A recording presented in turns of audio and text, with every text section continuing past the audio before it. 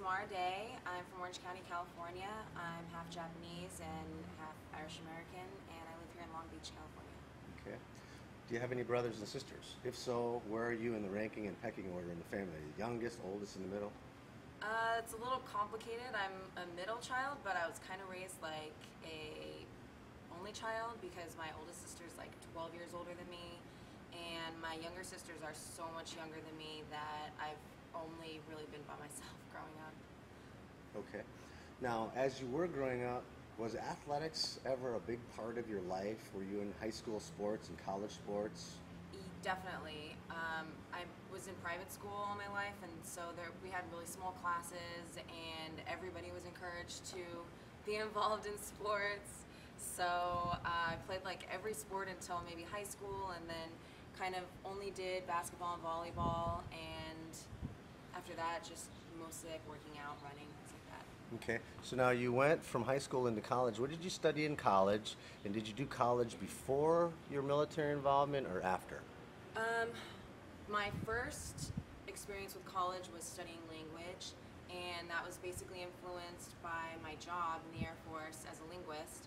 And after the first 2 years studying language, I pretty much decided that I didn't want to continue with that. So since I've returned to California, I've been studying international business. Okay.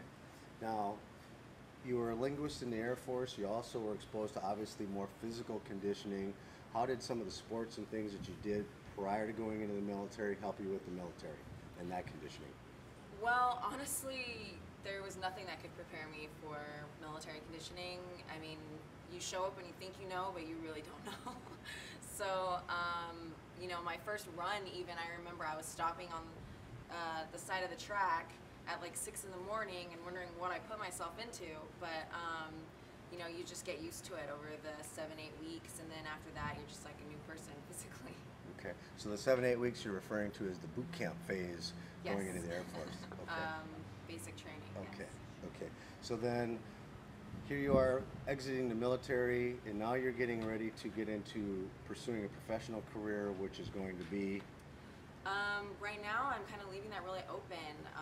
The career that I had before was so specific that I felt really suffocated, and coming out here and starting a new life, which includes this pathway with fitness, was to open up all of my opportunities. So right now, I'm just kind of loving life and loving what I'm doing, and hoping that something that comes along the way really strikes a nerve within me, and something that I really want to do. Okay, so striking that nerve within you right now, you've gotten involved in fitness competition. You've managed to do well in a relatively short period of time. You're amongst a good group of highly competitive females. When did you start with the process? I mean, you kind of considered it. What was the triggering point that made you decide, okay, now I'm going to get into shape and pull the trigger and start to be competitive? I don't think I really was putting it into categories right away. I just saw that there was a separation. There was people who kind of worked out and it was like a hobby, and then I started seeing these people who kind of made it their life. Like there was a goal, there was something they were really working towards, and that was probably one of the first times that I was working out at M2 when I saw Alex Zorega, and she was by herself actually. But I mean, she was lifting like way heavier. She was just definitely in the zone. You could see it in her face, and I was just looking at her and thinking like, that's what I want to do. I want to be focused and really be putting my all into something. I don't want to just be dabbing here and there. Okay. Would you say to any young girl that asks you about getting muscles that it's an easy thing to do? Do you find that it's a lot harder than people believe it is for a woman to change her body like that? I mean, there's a way to say yes and a way to say no to that question. I mean, first, obviously, it's not easy, but anything that's worth it isn't. So the difficult parts, obviously, the physical nature of it. You really need to be prepared all the time and really set yourself up to meet your goals daily, with your nutrition and everything. But also mentally, I mean, it's really easy to get off your path and to really not be in the right place. So you really have to be mentally focused too. And then to say yes, it is kind of easy. I would say only because at any time you can really just make the decision. I need to do this, and I want to do this for myself. And you can just flip that switch on and start. You just can't quit.